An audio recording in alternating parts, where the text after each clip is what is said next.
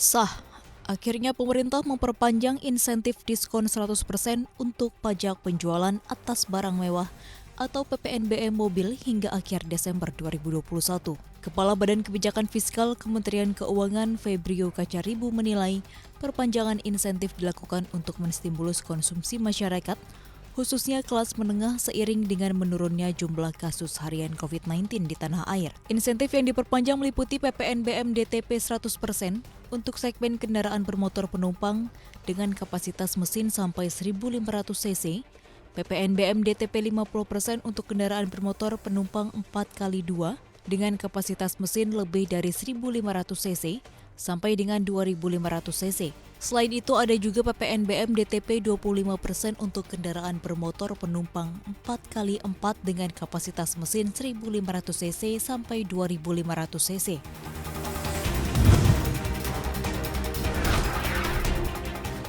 Ooredoo dan Hutchison Holdings sepakat untuk merger operator seluler miliknya di Indonesia. Perusahaan penggabungan kedua operator seluler ini akan bernama PT Indosat Ooredoo Hutchison Tbk. Perusahaan ini pun menjadi operator seluler terbesar kedua di Indonesia setelah Telkomsel, dengan perkiraan pendapatan tahunan hingga 3 miliar US dollar. Perusahaan memperkirakan rasio proses run rate tahunan sinergi sebelum pajak akan mencapai 300 hingga 400 juta US dollar dalam 3 hingga 5 tahun ke depan.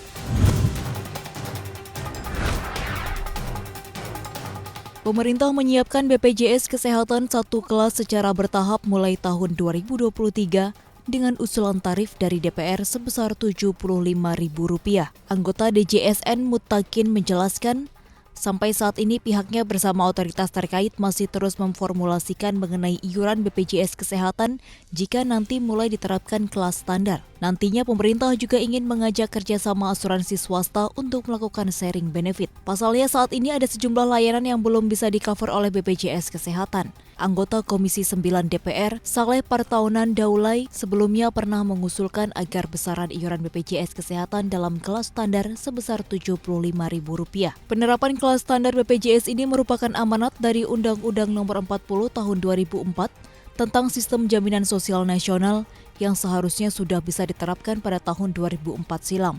Namun proses penyusunan kriteria baru berlangsung sejak 2018 lalu.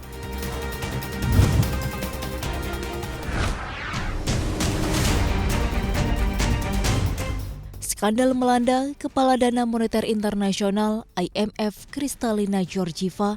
Ini terkait posisinya terdahulu di Bank Dunia World Bank, di mana ia dikabarkan menekan stafnya untuk mengubah laporan demi kenaikan rating Cina. Informasi ini terkuak dalam laporan penyelidikan Bank Dunia pada akhir Oktober 2017. Saat itu Presiden World Bank Jim Kim dan Georgieva yang pada saat itu CEO meminta staf untuk memperbarui metodologi sehubungan dengan Cina dalam laporan World Bank's Doing Business. Pejabat senior Cina kecewa dengan peringkat negara itu. Beijing mengeluh tentang peringkatnya yang ke-78 dalam daftar pada tahun 2017.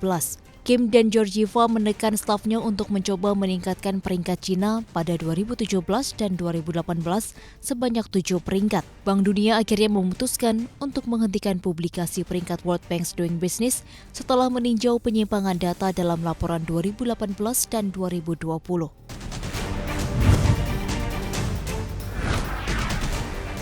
Ribuan warga El Salvador menolak Bitcoin hingga melakukan aksi pembakaran salah satu ATM Bitcoin di pusat kota. Warga ramai-ramai turun ke ruas jalan memprotes kebijakan Presiden Nayib Bukele yang melegalkan Bitcoin sebagai alat pembayaran yang sah di negara tersebut. Para pendemo nekat membakar 200 mesin ATM Bitcoin yang telah dipasang di seluruh negara.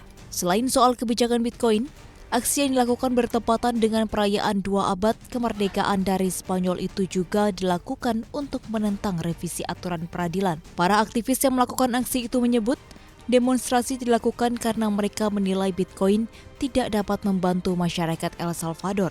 Sementara para ahli menyatakan legalisasi Bitcoin dapat memicu inflasi di negara yang memiliki angka kemiskinan dan pengangguran tinggi itu.